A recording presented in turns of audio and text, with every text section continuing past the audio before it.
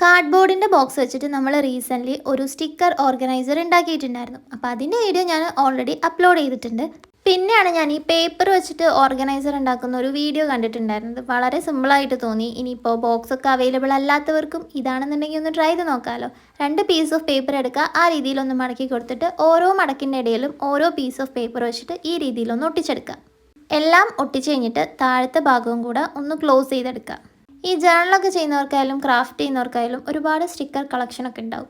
അപ്പോൾ എന്നെപ്പോലൊരു മെസ്സി ആളാണെന്നുണ്ടെങ്കിൽ ടേബിളിൻ്റെ പുറത്തിങ്ങനെ വലിച്ചു വാരി ഇടലായിരിക്കും. എൻ്റെത് അങ്ങനെയാണ്, ഭയങ്കര വൃത്തികേടാണ്. അപ്പോൾ അവർക്ക് വളരെ യൂസ്ഫുൾ ആയിട്ടുള്ളൊരു ഐറ്റം ആയിരിക്കും കേട്ടോ ഇത്. അപ്പോൾ ഈ രീതിയിൽ അതിൻ്റെ ആ മുകളിലത്തെ ഭാഗവും കൂടെ ഒട്ടിച്ചു കൊടുക്കുന്നുണ്ട്.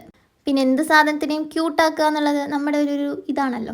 അപ്പോൾ ഒരു ഫ്ലവറും കൂടെ ഒട്ടിച്ചു കൊടുക്കുന്നുണ്ട്. സാധനം ഭയങ്കര യൂസ്ഫുൾ ആണ് കേട്ടോ.